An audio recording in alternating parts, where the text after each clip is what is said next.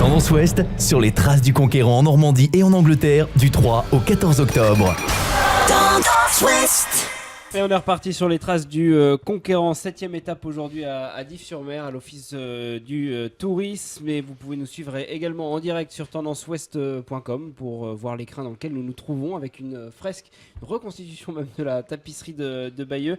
De nouveaux invités nous ont rejoint autour de cette table. Franck Baudy, reconstituteur ici à Dives-sur-Mer, passionné du monde viking. On va voir ça dans quelques instants. Et puis à vos côtés, Jean-Claude Baird de l'entreprise Métalluplast basée du côté de Solier. Bonjour. Tout d'abord, Madame Le Calonnec, Christine Le Calonnec, il y a des livres qui sont sortis sur Guillaume ici à Dives, parce qu'il y a plein de choses qu'on ne sait pas sur Guillaume, et vous me dites qu'on sait déjà énormément de choses. Eh bien, il y a une dizaine d'années à Dives, on ne connaissait pas beaucoup l'histoire de Guillaume le Conquérant. Quand on a commencé à se tourner vers le tourisme, la pièce fondamentale du tourisme à Dives, c'est l'histoire de Guillaume. Et donc, il fallait du matériel pour travailler dessus. Donc, on a de la chance d'avoir sur le territoire Vincent Carpentier, qui est un archéologue de la région, qui est historien médiéviste, et à qui on a demandé de nous faire un livre sur l'histoire de Guillaume le Conquérant dans l'estuaire de la Dive. Donc, il nous a fait ce premier ouvrage qui est sorti en 2011.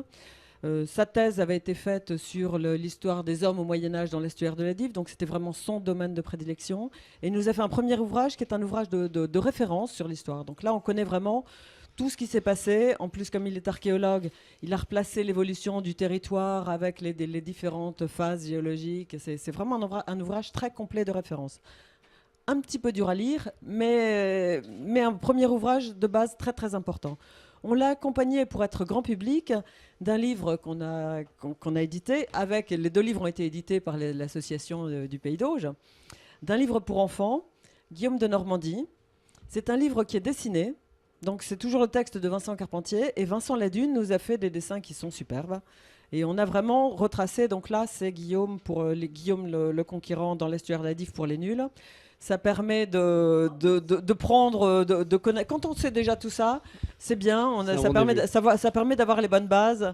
Donc là, on a vraiment un ouvrage grand public qui a eu pas mal de succès, hein, qui est vraiment très intéressant. Et puis, il y a un troisième ouvrage. Et alors, 2016, on refaisait un nouvel événement, donc on a redemandé à notre ami Vincent de nous refaire un ouvrage, et il nous a fait un ouvrage complètement différent, Guillaume le Conquérant, le dernier viking. Donc là, il essaye de resituer Guillaume dans la tradition des vikings, toutes les grandes expéditions qui ont eu lieu vers la Russie, vers le Groenland, et enfin vers l'Angleterre, pour montrer qu'après, il s'est établi. Et ça a été une des dernières invasions de ce type. Alors à Dives-sur-Mer, vous avez également des médiévals. Franck Baudy y participe un petit peu, hein, c'est ça? Oui, tout à fait. Vous présentez une partie de votre travail. Qu'est-ce que vous y présentez? Alors, généralement, sur les fêtes médiévales, on fait de la représentation viking, plutôt Norseman, c'est-à-dire nous sommes les descendants des vikings qui sont venus envahir la Normandie, s'implanter ici. Et donc nous, on prend le relais en étant influencé par le christianisme, puisqu'on abandonne toute notre mythologie scandinave. Et là, on fait surtout de l'animation autour du travail de l'artisanat. Alors vous, dans l'artisanat, quelle est votre spécialité? À quoi vous intéressez Tout.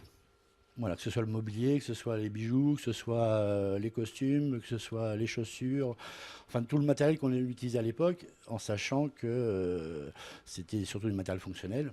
Et donc on essaye de répéter les gestes de l'époque en étant le plus proche possible des pièces historiques. Alors en matière de fabrication, on a Métalluplast qui est là un peu, on n'est pas du tout dans le même monde, vous fabriquez vous de l'équipement sportif. Vous êtes venu justement pour parler un peu de cette entreprise parce que vous allez aux quatre coins du monde finalement. Aujourd'hui, c'est un peu ça également. Oui, bonjour. Métalluplast donc est effectivement une société qui est basée à Caen. Et on est fabricant de matériel sportif, donc ça va du but de foot traditionnel jusqu'aux clôtures sportives par ballon, terrain multisport et autres. Et effectivement, on est depuis 4 ans maintenant, on porte notre offre à l'international, en Afrique, au Moyen-Orient, en Europe. Essentiellement. Et alors un de vos collaborateurs me disait un peu avant les Jeux Olympiques de Rio que vous aviez notamment travaillé sur un produit pour pourquoi pas aller à Rio. Est-ce que vous êtes allé à Rio finalement alors en fait effectivement on a livré des buts de hockey sur gazon qui ont été installés à Rio et sur lesquels les équipes ont pu s'entraîner. Et certains de vos produits aussi sont sur des stades de Ligue 1 toujours? Alors, ce qu'il faut savoir, Métalluplast en fait est le plus gros fabricant français d'équipements sportifs. Donc effectivement, on a des équipements qui sont installés en Ligue 1, en Ligue 2, qui sont installés en fait sur tous les stades français. On travaille avec la Fédération française de foot et avec beaucoup d'acteurs qui installent des équipements. Voilà une entreprise donc de la région. Je me tourne vers vous, Françoise Dutour, parce que on va revenir à cette conquête de l'Angleterre. Est-ce que depuis Dives, il y avait une envie économique d'aller conquérir l'Angleterre aussi sur ce plan-là? Est-ce que en dehors des bateaux, ou dans les bateaux plutôt, il n'y avait pas que des hommes et des marchandises à proposer à l'Angleterre? Ah non, au départ, ça n'avait rien à voir. C'était pas du tout quelque chose de commercial. C'était vraiment prendre le pouvoir et s'installer, puisque théoriquement, Harold était un imposteur. Donc il fallait chasser l'imposteur et prendre sa place et devenir roi d'Angleterre. L'expédition est totalement militaire et totalement politique. Elle n'a strictement rien d'économique. Elle aura des conséquences économiques parce que les liens avec l'Angleterre vont multiplier les échanges et le port de Touques et le port de Dives vont devenir les ports principaux de la Manche, puisque c'est par Touques et par Dives qu'arrivent non seulement les produits, mais par exemple les rois d'Angleterre descendent à Touques régulièrement. Donc on a des échanges extrêmement importants. Donc ça vient après. Mais au départ, c'est vraiment politique et c'est une conquête. Ça n'est rien d'autre. En tout cas, il a fallu de la fabrication de bateaux également. Est-ce qu'on peut en dire deux mots avec quoi c'était fabriqué? D'où venait le bois? Alors, le bois, il venait du coin. C'est-à-dire qu'on est dans une zone où il y a énormément de forêts. Elles ont disparu aujourd'hui, puisqu'au Moyen-Âge, on va commencer à abattre ces forêts pour gagner des terres cultivables. Donc, on a toute la forêt de Bavent, par exemple, qui était beaucoup plus importante qu'aujourd'hui. Et puis, on fait venir du bois aussi par des gabarres ou par des bateaux, et on rassemble ici une grosse quantité de bois. Alors, on fait les bateaux en bois vert, à clin, c'est-à-dire des planches qui sont les unes sur les autres, et ce sont des bateaux qui peuvent être tirés sur la plage, qui n'ont pas de tirant, qui n'ont aucun obstacle sous la coque, donc ce sont des bateaux faciles à manier. Ils sont de taille extrêmement variée, ils n'ont qu'une seule voile, et ils ont l'allure de ce qu'on appelle les bateaux vikings, c'est-à-dire une proue très, très élevée, et ils sont à fond simple, il n'y a pas de pont, il n'y a rien, et les gens, les soldats, tout le monde est directement sur le bateau. Ce sont des bateaux très vite fabriqués. Et par contre, une chose qui est intéressante, c'est que pour que les chevaux montent sur les bateaux, on va les entraîner. Parce qu'un cheval, naturellement, ne monte pas sur un bateau, c'est pas son truc. Donc, avant d'embarquer, on mettra des escaliers, des espèces d'échelles pour habituer les chevaux à monter sur les bateaux. Et pour qu'une fois sur les bateaux, on les fixe et qu'ils ne bougent pas et qu'ils ne renversent pas les bateaux. Jean-Claude Bert, pour revenir à votre entreprise, quand vous exportez, vous partez d'où vous? Comment ça se passe? Comment les produits arrivent à l'étranger? Alors après, ça dépend de la destination. Pour l'Europe, c'est assez simple puisque c'est en camion, simplement. Donc là, on travaille avec des entreprises locales qui portent, qui transportent sur toute l'Europe. Et dès qu'on va attaquer l'Afrique, le Moyen-Orient, en fait, on travaille par des containers. Donc ça veut dire que la grande majorité part du Havre et ce qui ne peut pas partir du Havre part de Marseille. Franck Baudy, on parlait il y a quelques instants de reconstitution, de constitution même des bateaux. Quand on est dans la reconstitution historique, est-ce qu'on est obligé d'être exigeant? Et si vous l'êtes, pourquoi? Alors oui, non. Enfin, on est obligé parce qu'on a quand même une part de responsabilité du fait qu'on rappelle de l'histoire. Et donc là, on ne fait pas de l'imaginaire. Le but du jeu, c'était quand même le plus proche possible de la réalité. On se base quand même sur des sources archéologiques et on se base aussi sur des faits historiques. Donc notre but, c'est quand même d'être dans l'histoire. Donc à partir du moment où on veut représenter l'histoire et qu'on fait de la reconstitution, le mot reconstitution veut bien dire ce qu'il veut dire, justement, c'est reconstituer un événement ou des gestes ou du mobilier, ou une histoire au plus proche de la vérité. Vous pouvez donner un exemple d'un objet qui, comme ça, vous vous êtes dit, tiens, il faut qu'on travaille sur une botte par exemple, et il a fallu aller chercher l'histoire. Alors pour un objet par exemple, le plus simple, ça va être déjà le bouclier. Voilà, puisqu'il faut savoir que quand on fait de la reconstitution, on est tous armés. Puisqu'à l'époque, ça se passe comme ça. Vous avez soit les paysans, soit les soldats. Et donc, on se base sur des éléments qu'on a retrouvés dans les tombes.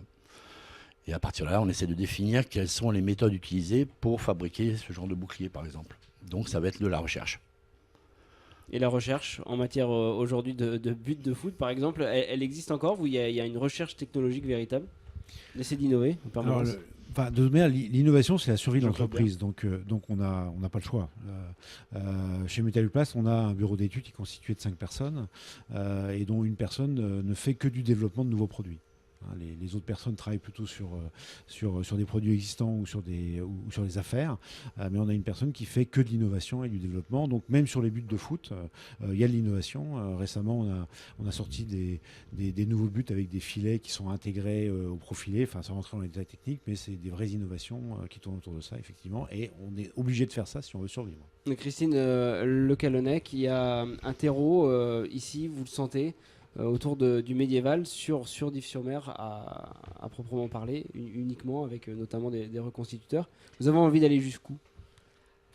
On a déjà fait énormément cette année, puisque en 2011 on avait fait une première fête médiévale, donc sur Dives à proprement parler. Là cette année on est allé chercher les villes de Cabourg et d'Oulgat et on a fait une grande fête médiévale à Troyes.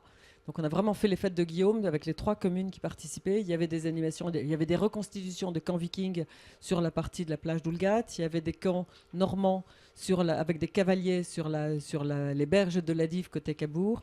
Et nous sur Dives, on avait tous les cœurs de métier et ce rassemblement des descendants. Françoise Dutour, puisqu'on parlait des camps, ici pendant la préparation, est-ce qu'on avait plutôt l'impression d'un grand camping ou est-ce qu'on était dans une ville déjà constituée ? Bon, alors là, je ne pourrais pas vous répondre parce que j'y étais pas, mais il y avait des tentes. On sait que les gens étaient abrités, il y avait des grandes tentes sous lesquelles les gens étaient. Mais vous savez, c'est quand même une époque un peu, pas frustre, mais simple. Et la ville de Dives a dû accueillir une grande partie des gens qui participaient, mais elle ne pouvait pas accueillir les 8000 soldats, plus tous les artisans. Donc il y a eu sûrement un campement organisé, mais de ça, nous n'en avons aucune trace. Donc on suppose qu'il y a eu des tentes, des huttes qui ont été construites avec des bouts de bois, des branches, etc. Et que les gens, en fait, ont campé sur place. Ça, c'est certain. Comment était-ce ? Ça, c'est difficile. On n'en a pas de description. Parce que si on décrit la construction des bateaux et des choses comme ça, la façon dont vivent les gens, elle n'est pas décrite. Donc, à nous d'imaginer comment ils pouvaient se trouver dans cet espace qui était grand et où, en fait, les maisons étaient relativement rares, mais elles sont en bois, en chaume, donc c'est vite fait de se faire une hutte pour dormir. Et puis, la nourriture était commune, par contre. Guillaume part en Angleterre en août 1066. Est-ce qu'on sait quand il est arrivé à Dives pour véritablement commencer Il est arrivé au printemps. Préparation. On n'a pas la date exacte, mais il est arrivé au printemps. Et il avait pensé qu'entre le printemps et août, tout serait fini, ce qui a été le cas. On peut considérer qu'au milieu du mois d'août, toute l'expédition est prête. Alors, il y a là des soldats. Il faut imaginer qu'en fait, c'est presque entre guillemets, une armée européenne. Parce qu'il y a des Français, il y a des Hollandais, il y a des Bretons, on va considérer comme un petit peu extérieurs. Si, il faut le dire, il faut en profiter. Ouais. Il y a des gens qui viennent de toute la France et qui viennent de l'Europe, entre parenthèses de l'Allemagne, etc., qui sont des gens payés. Car les soldats de Guillaume ne travaillent pas gratuitement. On est payé et on a pu dire que c'était une armée franque, c'est-à-dire venue de l'ancienne territoire en fait de Charlemagne, la grande partie de l'histoire franque. Donc c'est très, très mélangé. C'est des gens, on parle toutes les langues là. On n'imagine pas ça. Le breton cause breton, le flamand cause flamand, etc. Donc c'est un désordre quelque part. Bon, eh bien on va continuer à causer de Guillaume dans la troisième partie de cette émission. On marque une nouvelle pause. Merci beaucoup à vous, Franck Baudy, de nous avoir rejoints pour participer à ce plateau. Et puis Jean-Claude Bert, bonne continuation dans vos affaires avec l'entreprise Métalluplast. Merci de nous avoir présenté votre société, tout simplement. Merci à vous. Merci. On se retrouve juste après cette petite pause emploi sur Tendance Ouest. Tendance Ouest, sur les traces du conquérant en Normandie et en Angleterre, du 3 au 14 octobre.